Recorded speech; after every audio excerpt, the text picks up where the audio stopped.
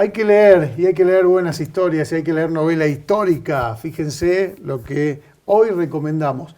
Estas páginas nos van a trasladar a Rusia, y en Rusia nos vamos a detener en una historia particular. Una historia que vos me decías. Sí, te estaba contando. Esta historia yo la conocí, porque es la historia, hay una parte de la historia que es la biografía de una gran duquesa rusa que muy pocos saben terminó viviendo en la Argentina. ¿Sí? Terminó viviendo en Buenos Aires, sobre la calle Posadas, en el barrio de Recoleta, muy cerquita ahí del cementerio de Recoleta y de la Plaza Francia.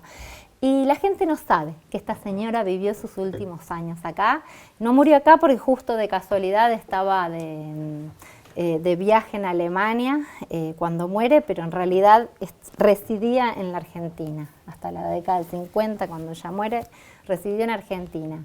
Y muy pocos conocen la historia de esta gran duquesa, cuya vida es fascinante. Cuando esta historia cae de casualidad en mis manos, yo no lo podía creer realmente. Con tu amor por Rusia y te cuentan esto, es increíble. Y la verdad es que yo sinceramente decía, esta historia alguien la tiene que contar. No puede ser que no se conozca más habiendo ella vivido en la Argentina. Y después de 20 años me animé a hacerlo yo. Dije, la voy a contar.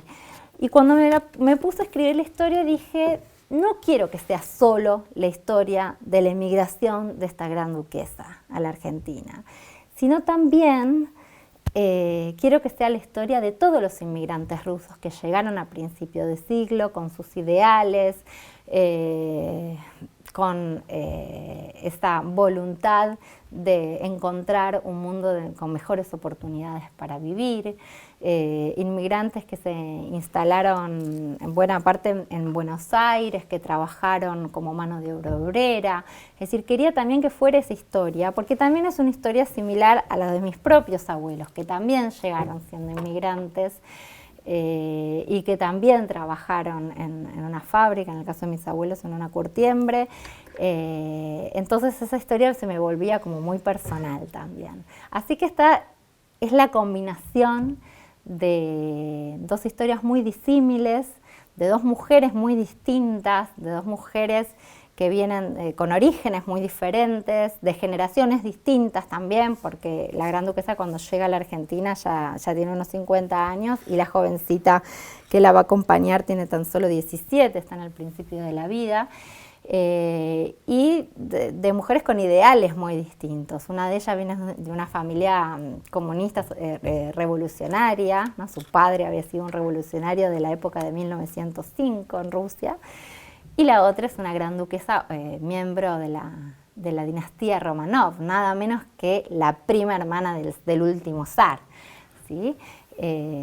Así que bueno, te puedo seguir contando. No, yo voy a contar, si vos me dejás, sí, algo de la historia. Dale. Porque nos vamos a situar en Buenos Aires, 1941. Lena, una joven de 17 años, hija de inmigrantes rusos de ideales revolucionarios, es la primera de su familia en cursar el bachillerato y dedicarse al estudio en lugar de trabajar en la fábrica textil como lo hacen sus padres y hermanos.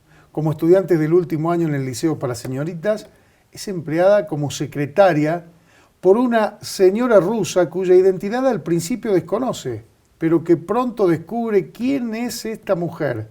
Es la gran duquesa María Pavlovna. Esta mujer representa todo lo que su familia siempre ha odiado, y trabajar para ella se siente como una traición a los suyos. Sin embargo, la dama no deja de sorprenderla y su pasado, oscuro como una tumba, es un misterio que Elena se propone resolver como un rompecabezas.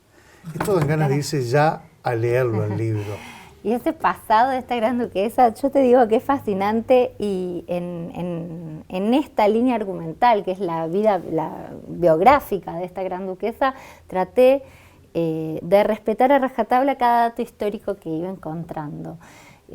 porque tengo como este perfil de investigadora de ciencias sociales que tiene que ver con mi formación académica, porque soy doctora en ciencias sociales, y entonces me obsesionaba ajustarme a la verdad histórica en este caso, ¿no? O sea, pues tenemos una línea ficcional que es la historia de Elena, que es un personaje de ficción, pero la gran duquesa de Rusia existió, y en este caso yo quería ajustarme a esa verdad histórica que en realidad me encontré que ya era más fascinante que una ficción. ¿Viste ese dicho que dice, la realidad supera la ficción? Bueno, en este caso yo te aseguro, Cristian, que esto es así. ¿Por qué no se puede creer lo que ha vivido esta mujer?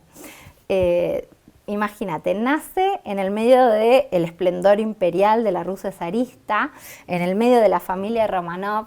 Aún así tiene una infancia muy infeliz porque la cría un señor al que todos apodan el Gran Duque del Terror.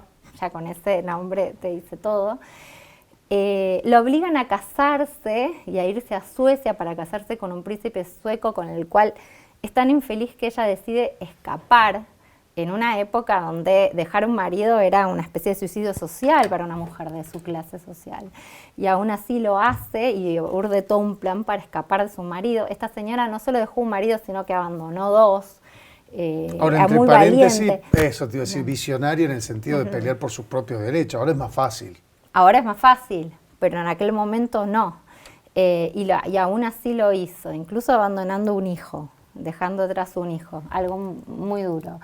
Luego estalla la Primera Guerra Mundial y ella trabaja como enfermera de guerra, pero no como hacían muchas aristócratas que lo hacían en la retaguardia, ¿no? Porque la zarina, por ejemplo, también lo hizo, pero desde el Palacio Alejandro, ¿verdad? En la comodidad de San Petersburgo, ¿no? Ella fue a la primera línea de fuego, o sea, realmente fue a la zona de combate, traspasando las fronteras rusas, ya de entrada sobre el territorio alemán, poniendo en riesgo su propia vida.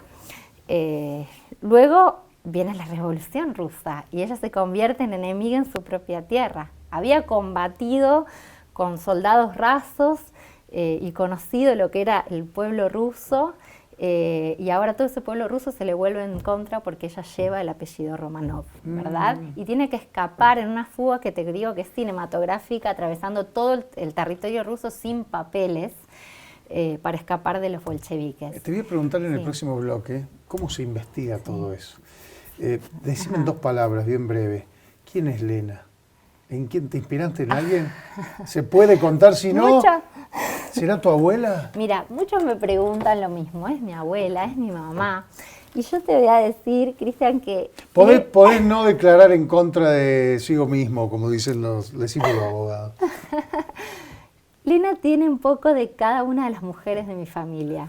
Yo lo vengo pensando hace un tiempo, porque esta pregunta me la han hecho, y digo, Lena tiene un poco de mi mamá, porque mi mamá también fue la primera de su familia, como hija de inmigrantes, hija de obreros, que pudo cursar el bachillerato y terminarlo, ¿sí?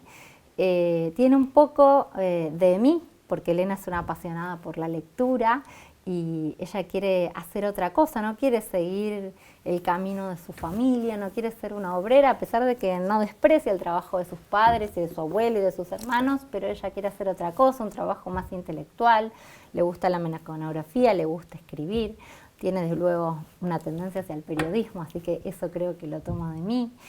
Y luego, en otras características, tiene la fuerza física, esa fuerza de la mujer rusa que era propia de mi abuela, y en su aspecto, en su parte más estética, es como mi hija, tengo que decirlo, como mi hija mayor Irina, con este pelo anaranjado, lacio hasta la cintura, con el color del amanecer.